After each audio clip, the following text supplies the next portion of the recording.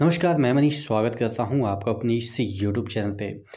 दोस्तों अभी 2 घंटा पहले मैंने एक वीडियो बनाया था आरपीएफ कांस्टेबल पे और ये जो वीडियो है आपके एसआई पे है, आरपीएफ एसआई पे। इसमें 2 चीज़ें जो महत्वपूर्ण है वो चर्चा करेंगे। जो टर्म एंड कंडीशन है, एलिजिबिलिटी है, तमाम चीज़ों को हम डिटेल में ये जो नोटिफिकेशन आया उसको भी हम देखेंगे। चैनल पे नए हैं तो सब्सक्राइब कर दीजिएगा क्योंकि इसमें जो बड़े बदलाव आए हैं उस पे ही हम इस वीडियो को ओरिएंट करेंगे और चर्चा करेंगे। तो बने रहिएगा शुरू से अंत तक चैनल पे। और अगर आप रेलवे के एसआई की तैयारी कर रहे हैं या आप आरपीएफ की तैयारी कर रहे हैं तो उसके लिए 4 बेस्ट बुक मैं बता रहा हूँ किरण पब्लिकेशन की। रेलवे सुरक्षा बल आरपीएफ के 23 सेट जो सब इंस्पेक्टर के हैं, जो पीवाईक्यू है टीसीएस के सॉल्व पेपर वो है आपके प्रीवियस ईयर के। और अगर हम बात करें कांस्टेबल की तो यहाँ पे आपके सॉल्व पेपर है अब टीसीएस के पीवाईक्यू जो पिछला है 41 सेट इसमें है। आपके सब इंस्पेक्टर के प्रैक्टिस वर्क बुक है जो कि लेटेस्ट पैटर्न पे 22 सेट है इसमें। और उसी तरीके से कांस्टेबल के प्रैक्टिस वर्क बुक है जो कि 22 है, जो कि नीचे डिस्क्रिप्शन बॉक्स में लिंक दिया हुआ है, वहाँ से जाके आप परचेज कर सकते हैं। चलिए तो हम इस एम्प्लॉयमेंट पे आ जाते हैं। इस एम्प्लॉयमेंट में जो चीज़ें दे रखी है उस पे हम डिस्कस करेंगे कि एसआई में क्या ऐसी चीज़ें हैं जो कि आपको यहाँ पे बुरी लग सकती है। सबसे बड़ी चीज़ है कि वैकेंसी ही सबसे कम है जो कि 452 है और 4000 4500 उसमें कांस्टेबल में है।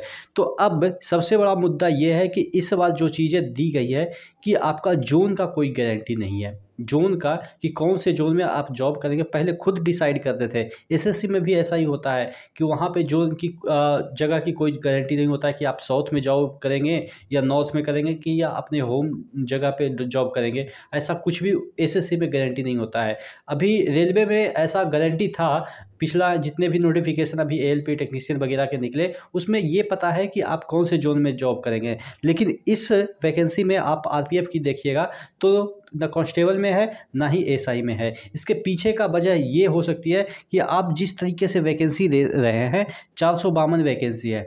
अब ये 452 को 17-18 जोन में अगर डिवाइड करते हैं तो आप समझ सकते हैं कि कहीं तो 100 वैकेंसी हो जाएगा, कहीं 0 वैकेंसी हो जाएगा, कहीं 2 वैकेंसी हो जाएगा, कहीं 1 वैकेंसी हो जाएगा। तो क्या इस तरीके से वैकेंसी देख के ये उपहास उड़ाना चाहते हैं कि किसी एक जोन में, सपोज मैं मान लेता हूँ गुवाहाटी जोन में, ठीक है, गुवाहाटी जोन में अगर सपोज 5 एसआई के पोस्ट निकले, क्या आप मान सकते हैं 5 एसआई के भी पोस्ट हो सकते हैं इतने बड़े एरिया को चलाने के लिए? तो क्या इसके पीछे यही वजह हो सकती है कि इन्होंने जोन वाइज वैकेंसी नहीं दी ताकि खिल्लियाँ ना उड़ जाए?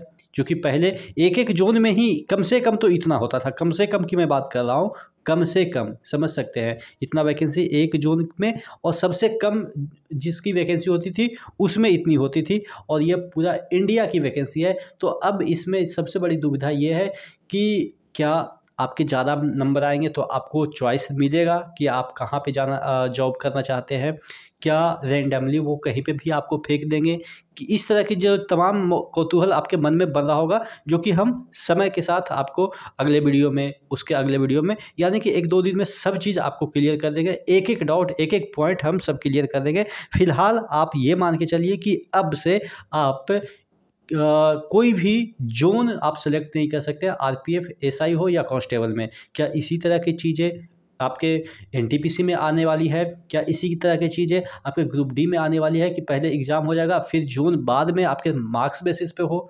तो ये भी बेटर ऑप्शन है कि पहले अंदाज़ा लगाते थे कि इधर कब कट ऑफ जाएगा, उधर कब कट ऑफ जाएगा, तो वो झंझट ही नहीं ख़त्म ही हो जाएगा। अब ऊपर से नीचे तक जो ऊपर वाला बंदा होगा वो अपनी जगह पे जाएगा, जो नीचे वाला बंदा होगा मजबूरी में उसको अपने जगह से दूर जाना पड़ेगा। ऐसा ही कुछ हो रहा है और अब मुझे लग रहा है कि ये ठीक भी है कि ये जो लास्ट में फॉर्म भरना, कहाँ कट ऑफ कम जाएगा, कहाँ ज़्यादा जाएगा, ये चीज़ें ही ख़त्म हो जाएगी। तो ये सब चीज़ें, ऊपर से यहाँ पे एक चीज़ें जो है इसमें जो आपको बॉन्ड भरने की बात की जा रही है, बाकी डिटेल तो आप देख ही लिए होंगे। आरपीएफ कांस्टेबल की वैकेंसी का ही एक पूरा नमूना इसमें चेपा हुआ है और कुछ भी एक्स्ट्रा नहीं है। बस इसमें यही है कि लेवल 6 का पोस्ट है, आपके 28 वर्ष दिए गए हैं, B1 मेडिकल स्टैंडर्ड है, 35,400 यहाँ पे आपके स्टार्टिंग सैलरी बेसिक है। उसके बाद इस पर DA वगैरह वगैरह आपको मिलेंगे तो वो अलग मैटर है। तो अब देख लेते हैं कि यहाँ पे आपके जो चीज़ें दे रखी है कि बॉन्ड इसमें सबसे बड़ी चीज़ है कि आपको बॉन्ड जो है वो भरना है। और चूँकि इसमें ट्रेनिंग वगैरह पे जो खर्चा होता है उसके पॉइंट ऑफ व्यू से देखिएगा, यहाँ पे दे रखा है यहाँ पे राइट कहीं पे बॉन्ड मैंने देखा है, हालांकि मुझे एग्जैक्टली अभी इसमें याद नहीं आ रहा है कि कहाँ पे मैंने देखा है, लेकिन इसमें बॉन्ड है राइट टू अपॉइंटमेंट।